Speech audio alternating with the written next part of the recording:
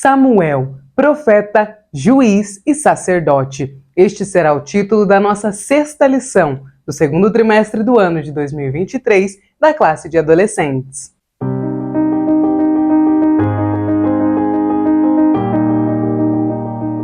A paz do Senhor, querido aluno e professor da Escola Bíblica Dominical. Eu sou a irmã Damaris, sou professora da IBD, na congregação em que sirvo ao Senhor aqui na Assembleia de Deus em Curitiba. Hoje eu estou aqui para que nós possamos continuar meditando juntos na história do povo de Israel. E hoje nós iremos chegar no período que vai anteceder a monarquia. É o último período até que o povo de Israel decida que eles querem ter um rei, assim como todas as outras nações, e o Senhor vai utilizar então o profeta Samuel para ungir a Saul, o primeiro rei de Israel. O profeta que o Senhor utiliza é o homem de Deus que nós iremos estudar na aula de hoje. Vamos falar a respeito de Samuel, este homem de Deus, um homem temente ao Senhor, que sua vida era um milagre, que foi consagrado ao Senhor muito antes de nascer. E este menino, que o Senhor o chama ainda um menino que vai crescendo na presença do Senhor, se transforma num grande homem de Deus, num instrumento do Senhor, que vai ser muito útil num período em que o povo de Israel estava apostatando de sua fé. Então o Senhor vai usar Samuel não apenas em uma função, mas em três, como profeta, como juiz e como sacerdote. Então é sobre ele que nós iremos estudar na aula de hoje. Esta aula está programada para ser ministrada no dia 7, agora do mês de maio, no próximo domingo, e a nossa leitura bíblica está lá em 1 Samuel, capítulo 3, versículos 1 ao 10. Vamos ler juntos? E o jovem Samuel servia ao Senhor perante Eli, e a palavra do Senhor era de muita valia naqueles dias. Não havia visão manifesta. E sucedeu naquele dia que, estando Eli deitado no seu lugar, e os seus olhos se começavam já a escurecer que não podia ver, e estando também Samuel já deitado, antes que a lâmpada de Deus se apagasse no templo do Senhor, em que estava a arca de Deus, o Senhor chamou a Samuel. E disse ele, eis-me aqui. E correu Eli e disse, eis-me aqui, por que tu me chamaste? Mas ele disse, não te chamei eu, torna a deitar-te. E foi-se Samuel e se deitou. E o Senhor tornou a chamar outra vez a Samuel. Samuel se levantou e foi a Eli, e disse, eis-me aqui, por que tu me chamaste? Mas ele disse, não te chamei eu, filho meu, torna a deitar-te. Porém Samuel ainda não conhecia o Senhor, e ainda não lhe tinha sido manifestada a palavra do Senhor.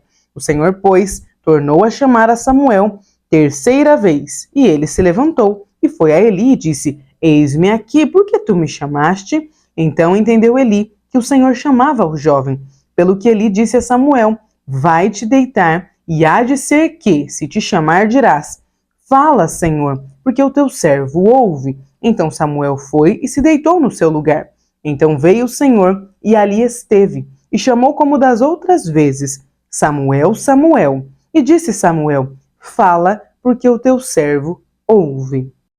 Amém? Que passagem linda para lermos em uma classe de adolescentes. É claro que é uma passagem que fala com toda a igreja, porém, ela tem algo de especial para tratar na classe de adolescentes, porque nós iremos entender um pouquinho a respeito de como o Senhor pode chamar adolescentes para fazerem a sua obra. Então, que os nossos adolescentes possam estar dispostos para ouvir o Senhor falar com eles. Amém? A nossa mensagem, que é o versículo base, o versículo chave da nossa lição, está em 1 Samuel, capítulo 3, e versículo 19, nos diz o seguinte, e Samuel cresceu, o Senhor estava com ele e fazia tudo o que Samuel dizia que ia acontecer. Os objetivos da nossa aula são os seguintes três. Primeiro, apresentar a história de Samuel e seu chamado. Segundo, destacar a importância do adolescente escolher ser fiel a Deus, assim como Samuel fez. E terceiro, mostrar que o adolescente precisa buscar e servir a Deus. Eu gostei bastante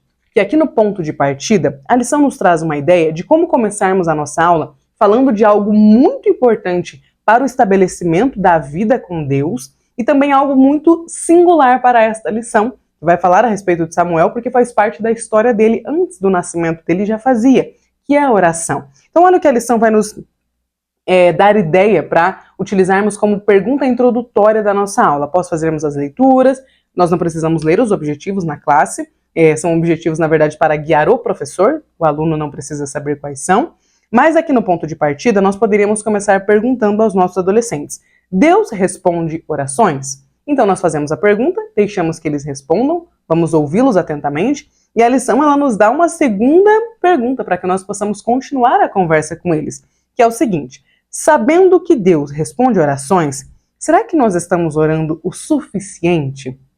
Outra pergunta que nós precisamos, então, tentar ali fazer com que os nossos adolescentes nos respondam, para que haja uma conversa. Dessa forma, nós vamos conseguir introduzir a história da mãe de Samuel, a irmã Ana. Ana foi uma mulher que orou a Deus de forma tão insistente, com tanta vontade, ela pediu um filho a Deus, que o Senhor deu a ela Samuel. Então, veja que Ana orou ao Senhor, ela pediu insistentemente para que o Senhor a atendesse, e o Senhor a atendeu. Mas veja que a trajetória do pedido de Ana, até que ela obtivesse a resposta, foi orar, mas não apenas orar uma vez. Orar insistentemente, orar sem cessar, orar muitas vezes até que o Senhor a respondesse. Aqui fica para os nossos adolescentes uma história de alguém que batalhou em oração para alcançar o desejo do seu coração. Às vezes o Senhor deseja nos responder, às vezes o Senhor deseja nos dar aquilo que nós pedimos, porém, muitas vezes o Senhor quer saber se nós realmente queremos. Ele quer testar a nossa fé, Ele quer saber até onde nós podemos ir para alcançarmos aquele desejo. Então, professor, inicie essa aula falando aos seus adolescentes a respeito da importância da oração. Nós não oramos apenas para pedir, nós também oramos para agradecer. E agradecer o quê? A vida, agradecer o fato de estarmos vivos numa manhã, né? Por exemplo, quando eu oro pela manhã com a minha filha, nós agradecemos porque o Senhor nos presenteou com mais um dia. Agradecer pelo oxigênio, agradecer pela família, pela cama em que dormiu, pela casa, pelo alimento que irá comer. Nós temos muito que agradecer a Deus. Aliás, nós temos infinitos agradecimentos para fazer ao Senhor, mas não temos tantos pedidos para fazer. Às vezes a gente acaba invertendo porque nos falta um senso de gratidão. Então é um bom momento para iniciarmos a aula falando com os nossos adolescentes, conversando com eles. A ideia é que nós possamos interagir, nós e eles, que seja uma troca, uma via de mão dupla. Nós perguntamos, eles respondem. Essa é a ideia do início da lição. E neste ponto de partida nós introduzimos a história de Ana, da mãe de Samuel, e então nós podemos entrar no Vamos Descobrir na introdução da nossa aula, que vai nos dizer o seguinte: o ministério de Samuel foi muito importante para o desenvolvimento de Israel como nação. Ele, Samuel, nasceu por um milagre, pois sua mãe, Ana, era estéril. Ele foi chamado por Deus no período de pouca atividade profética, marcado pela apostasia e pela corrupção sacerdotal. Eram dois pontos muito tristes, porém importantes de compreendermos no período em que o Senhor vai levantar a Samuel. Dentro desse contexto, era necessário alguém que suprisse todas essas lacunas. Por isso, Samuel teve um triplo ministério. Ele atuou como sacerdote, como profeta e como juiz. Você quer conhecer um pouco mais da história de Samuel? Temos aqui uma pergunta para convidarmos os nossos adolescentes para que eles prestem atenção na aula. É o momento em que a gente vai criar uma expectativa neles para que eles estejam ali, não só de corpo presente, mas também querendo estar ali, prestando atenção, fazendo anotações mentais, participando mesmo da aula conosco. Hora de aprender. Primeiro tópico, o sacerdócio de Eli. Primeiro subtópico, a liderança de Eli. A Bíblia relata que Eli era sacerdote na cidade de Siló, juntamente com seus filhos Ofni e Finéias. Os filhos de Eli foram descritos na Bíblia como filhos de Belial. E essa é uma expressão que crente, né, irmãos? Abre um parênteses aqui. Às vezes crente não fala palavrão. Pelo menos não deveria. E aí a gente usa algumas expressões que só crente conhece, né? Oh, filho de Belial. Mas olha o significado da expressão filho de Belial. Veja só. Essa expressão ela era utilizada para designar pessoas de mau caráter ou corrompidas e que desobedeciam os mandamentos do Senhor. Os filhos de Eli, eles eram chamados assim porque cometiam graves pecados. Quando nós lemos o livro de 1 Samuel, antes de entrar na história do profeta Samuel, de ter ali Samuel adulto, já homem, já atuando nas funções que o Senhor tinha confiado a ele, nós somos apresentados primeiro, a história de seus pais, Ana e Eucana, mas nós também somos apresentados a história de Eli, o profeta da cidade de Siló. E é importante nós observarmos como é triste ver que Eli era um sacerdote de Deus, alguém escolhido pelo Senhor, alguém de uma linhagem sacerdotal, ou seja, Eli sabia que os seus filhos viriam a ser sacerdotes. Pelo menos era o que estava em sua linhagem. Era o que Deus esperava que ele pudesse fazer dos seus filhos. Homens preparados para que o Senhor pudesse chamá-los para o sacerdócio. Era algo que se passava de família. A família de Levi, os filhos, do terceiro filho lá de Jacó, toda a descendência de Levi seria consagrada ao Senhor e Levi serviria a Deus como sacerdotes. Mas nós vemos que, infelizmente, ele não conseguiu converter o coração dos seus filhos a Deus. Mais do que isso, ele não conseguiu ser um pai presente e um pai que fizesse o papel de pai, que cumprisse o papel de pai. Eu não vou pensar num pai autoritário, porque não é isso que Deus esperava de Eli. Deus esperava apenas que ele realmente fosse pai. E pai precisa ter autoridade, que é diferente de autoritarismo. Mas a voz de Eli precisava ter algum efeito sobre os seus filhos. Mas nós vamos aos poucos estudando aqui na lição que infelizmente não tinha.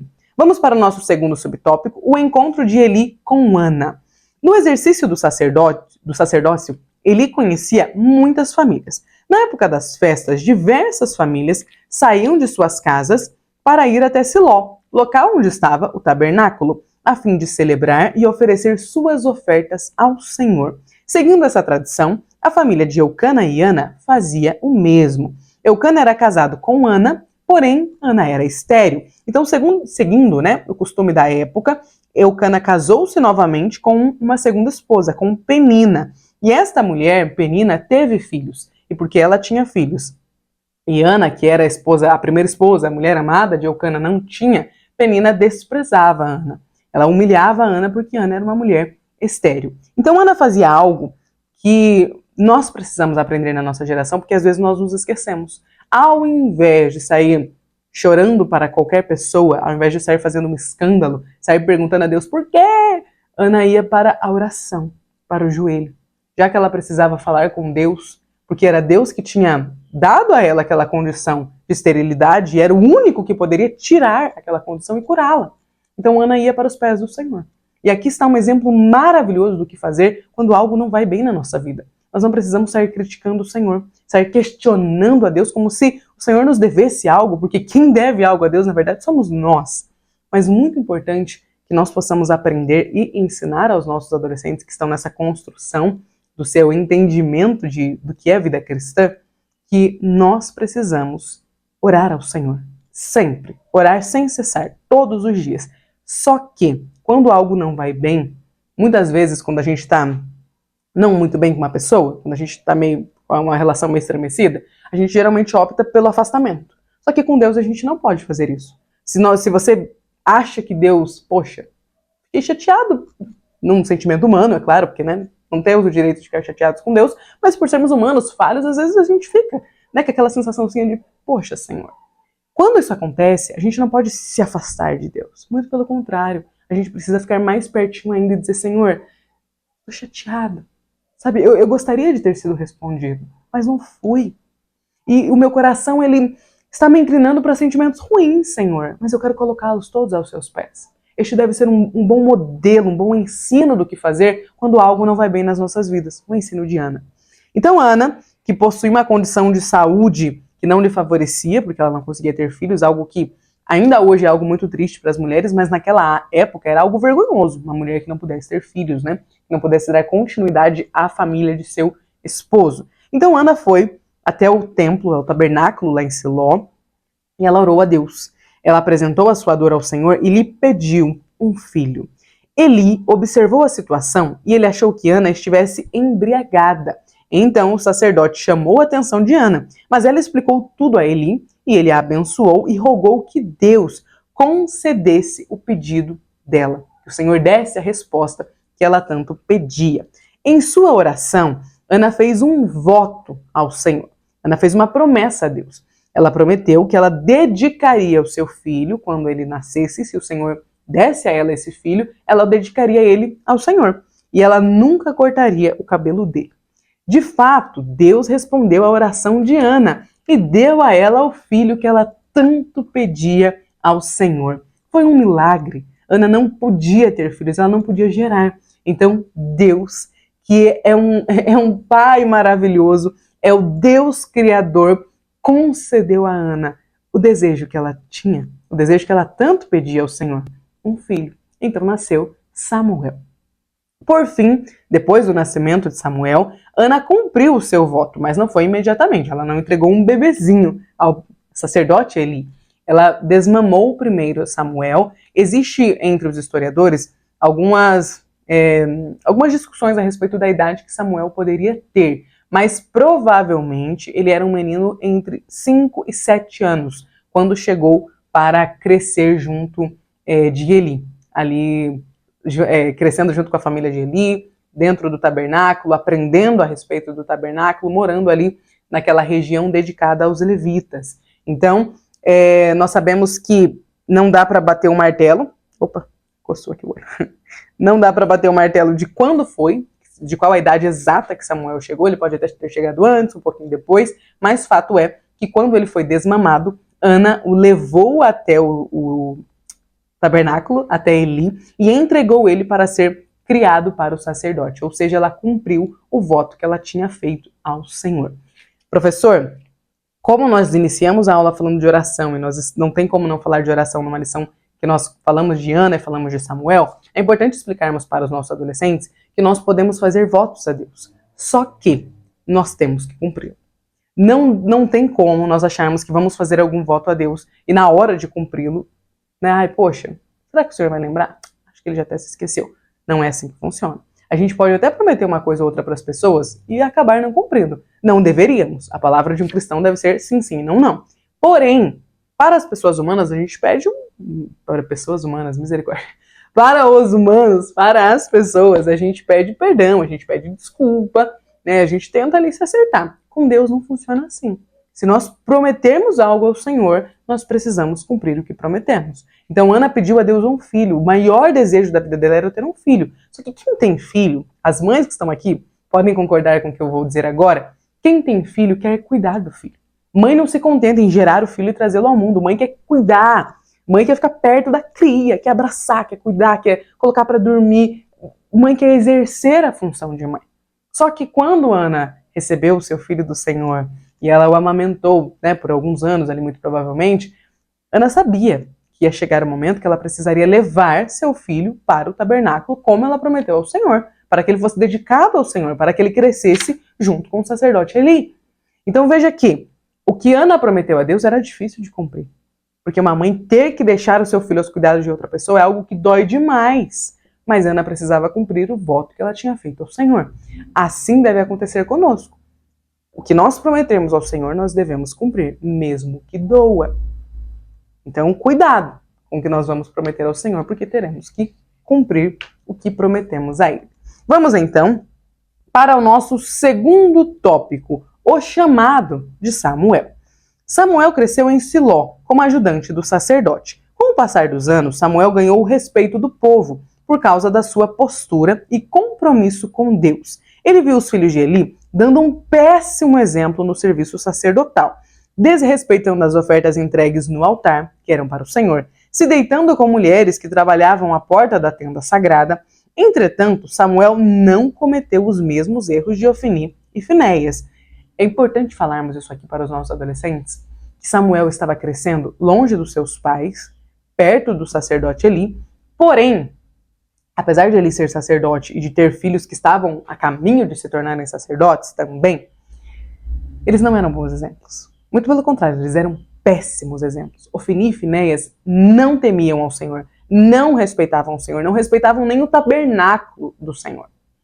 Só que Samuel, apesar de mais novo, apesar de mais jovem, apesar de longe de casa, Samuel não se contaminou. Samuel não se misturou. Samuel não se deixou vender, assim como eles tinham feito aos próprios desejos, ao desejo da carne. Samuel não olhou para aquilo e falou, se eles estão fazendo, eles são os filhos do sacerdote e está tudo bem, parece que Deus deixa, vou fazer também.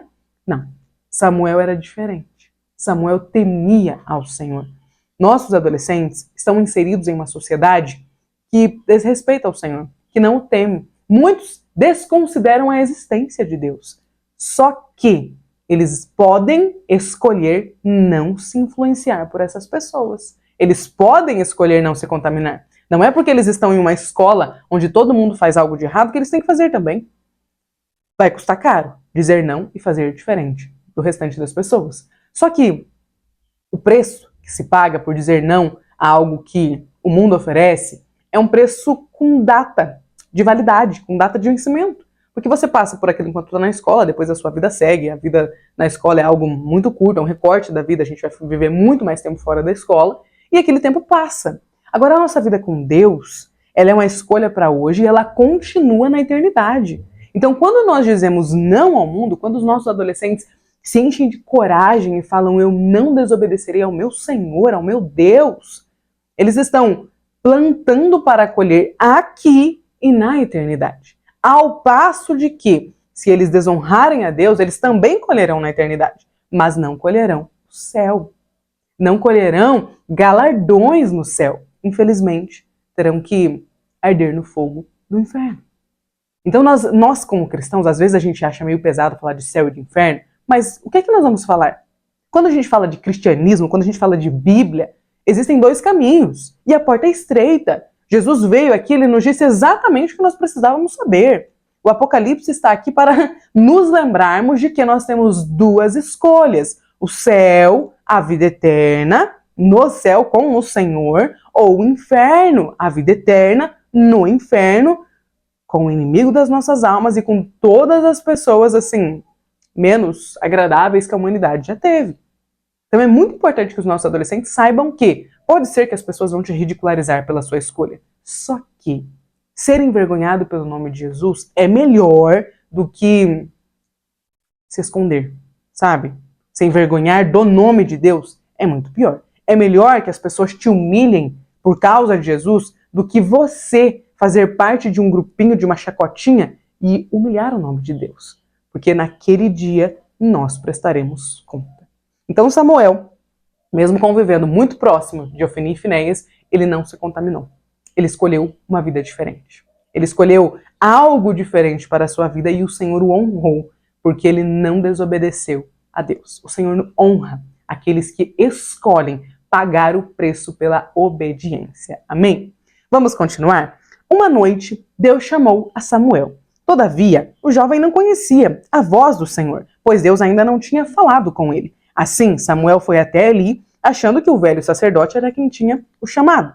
Essa situação se repetiu 3 vezes, até que Eli entendeu que era Deus quem queria falar com Samuel. Então Eli orientou o jovem e respondeu: quando o Senhor te chamar, quando você ouvir novamente chamar o seu nome, você vai responder o seguinte: fala, ó Senhor, pois o teu servo está escutando. Samuel, então, agiu conforme a orientação de Eli, e o Senhor, naquela noite, falou com ele. O Senhor disse a Samuel, ele recebe, pela primeira vez na sua vida, uma mensagem profética do Senhor. Então, o Senhor anunciou a ele uma profecia contra Eli, o seu mentor, e contra a família de Eli. Na manhã seguinte, Eli exigiu que ele queria saber o que Deus tinha dito a Samuel. Então, Samuel anunciou para o sacerdote que o juízo de Deus viria sobre ele e sobre a casa dele. Aqui nesse segundo auxílio teológico, eu achei algo bem importante, que é falar a respeito da expressão eis-me aqui, que parece uma resposta muito simples de darmos a Deus, né? Eis-me aqui. Quando nós olhamos para a Bíblia, nós entendemos que ela é uma resposta com muito significado, porque grandes homens de Deus olharam para o Senhor quando foram chamados por ele e responderam eis-me aqui. Abraão, Isaac, Jacó, Moisés. Nós temos o exemplo de uma mulher, uma grande mulher de Deus, Maria, que quando o anjo traz a ela a notícia de que ela foi escolhida para ser a mãe do Salvador, ela diz: eis-me aqui, cumpra-se em mim a tua vontade. Que os nossos adolescentes possam se inspirar nestes exemplos bíblicos, nessas respostas de pessoas que, com coragem, disseram: eis-me aqui, Senhor, usa-me, faça de mim o que o Senhor quiser, cumpra na minha vida a vontade do Senhor. Que eles possam, os nossos adolescentes, estarem diante da presença de Deus, dispostos a dizer: eis-me aqui. Aleluias! Que nós possamos estar falando para uma classe de adolescentes que dizem: eis-me aqui. O mundo pode estar cada dia pior, meus irmãos. Pode estar, tá tudo bem. É o que se espera do mundo. Desde a queda nós vivemos dias maus, dias ruins. Porém, mesmo em uma sociedade corrompida, nossos adolescentes podem escolher andar na contramão do mundo e dizer: eis-me aqui, Senhor. Que nós possamos estar ministrando para Samuéis, para Marias que dizem: eis-me aqui, Senhor, aleluias! Vamos então para o nosso terceiro tópico, o ministério de Samuel. Vamos falar agora então sobre as 3 áreas nas quais o Senhor usou a Samuel. Primeiro, Samuel exerceu então 3 ministérios diferentes. O primeiro foi como sacerdote. No momento em que a nação estava espiritualmente depravada e o sacerdócio em Siló estava corrompido devido à atuação dos filhos de Eli, Samuel atuou na função sacerdotal de forma eficaz. Porque o diferencial de Samuel não era que o Senhor tinha olhado e falado: passa o filho Finéias para lá, vou escolher aqui Samuel. Não era assim.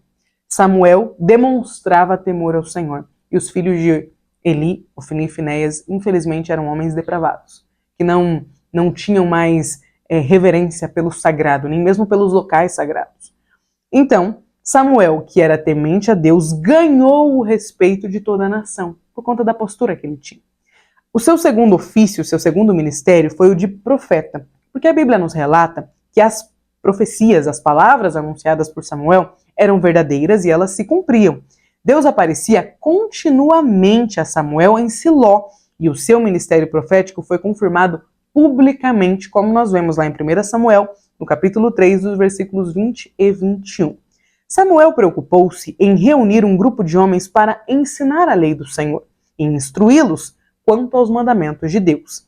O ajuntamento de profetas foi citado novamente na Bíblia, lá em 1 Samuel capítulo 10, e muitos anos depois da morte de Samuel, lá na época dos profetas Elias e Eliseu, o ajuntamento de profetas foi novamente mencionado, ele ainda existia, lá em 1ª e 2ª Reis. A formação de uma geração de homens comprometidos em buscar a Deus e obedecer aos seus mandamentos foi um dos legados do ministério profético de Samuel.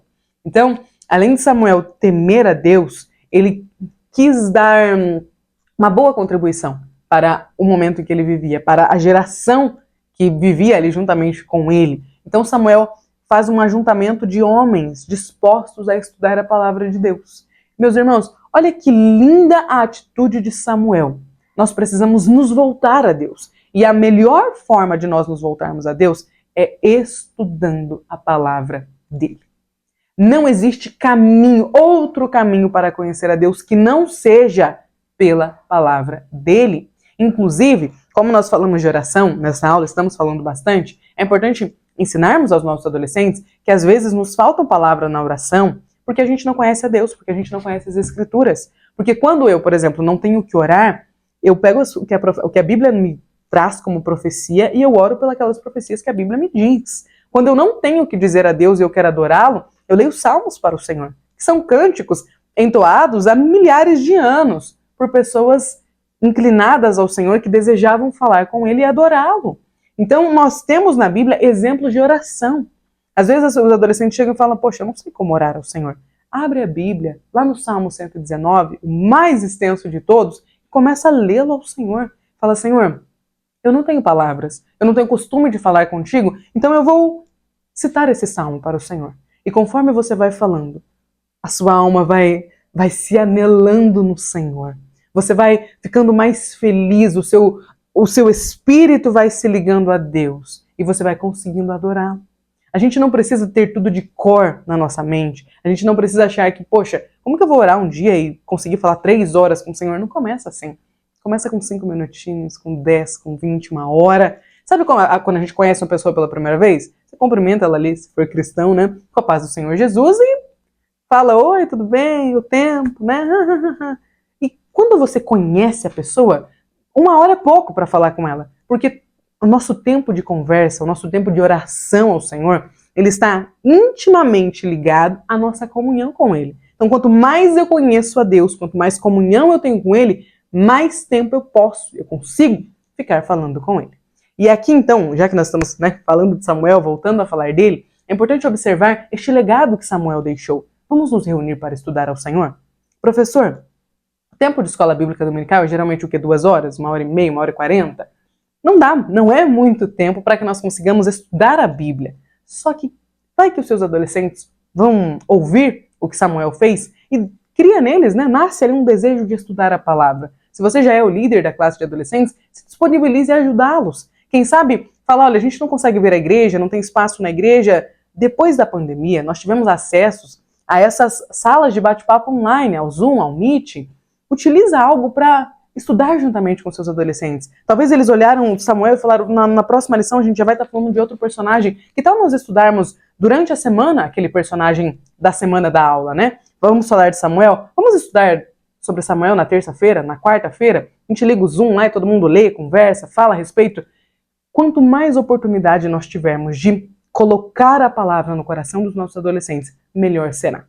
Então, não existe melhor forma de falar de Deus, de apresentar o Senhor, do que através do estudo da palavra dele. Então, que o exemplo de Samuel possa ecoar nos nossos dias. Vamos para o nosso terceiro subtópico, falar da função de juiz, do ministério que Samuel também veio a exercer.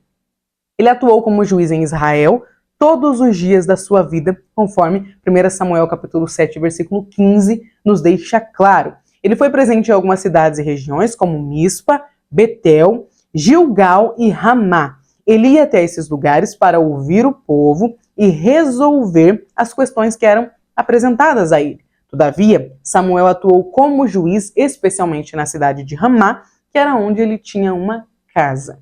Para nós concluirmos a nossa aula, a lição vai nos dizer o seguinte: Deus usou Samuel para trazer o povo de Israel de volta à adoração, para consolidar o sacerdócio e inaugurar a atividade profética de forma contínua em Israel. Olha o que Deus fez através da vida de um menino que um dia ouviu a voz do Senhor e disse: eis-me aqui. Que o exemplo de Samuel alcance os nossos adolescentes e que eles possam entender que se eles disserem, Senhor, eis-me aqui, o Senhor os usará como um instrumento dele, de forma poderosa. E eu tenho certeza que o Senhor está em busca de adolescentes dispostos a viver uma vida dizendo não ao mundo, não aos seus próprios desejos, à sua própria carne, mas pagando o preço da renúncia, que é sacrificar a sua vida para o Senhor. Que nesta aula nós possamos, através da ajuda do nosso Espírito Santo, falar ao coração dos nossos adolescentes e pedir que eles abram os ouvidos e ouçam a palavra, que eles guardem ela no coração deles. O Senhor usa adolescentes. Eles não precisam ser adultos para que o Senhor os use. Eles não precisam ser batizados, eles não precisam ter terminado a escola. O Senhor pode usá-los ainda na adolescência. Basta que eles estejam dispostos e digam, Senhor, eis-me aqui. Assim como um dia o profeta, juiz e sacerdote Samuel disse ao Senhor. Amém? Professor, para encerrarmos a nossa aula, eu gostaria de desejar que você tivesse uma excelente aula neste domingo. Estude a sua lição. Ore ao Senhor, esteja em espírito de oração enquanto você estiver lecionando. Peça ao Divino Espírito Santo que Ele fale ao coração dos seus adolescentes. Porque às vezes, nós falando, pode ser que até gere um certo cansaço.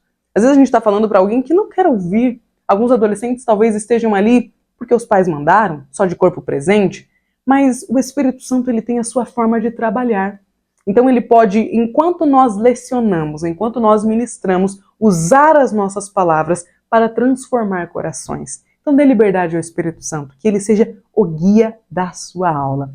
Deus abençoe por ter chegado até aqui. Se você chegou até aqui, me ajude com um like. Se você não é inscrito, inscreva-se aqui no canal, seja muito bem-vindo. Pode deixar o seu comentário, será uma alegria poder ler o que você deixar aqui embaixo. Deus abençoe e até a próxima aula.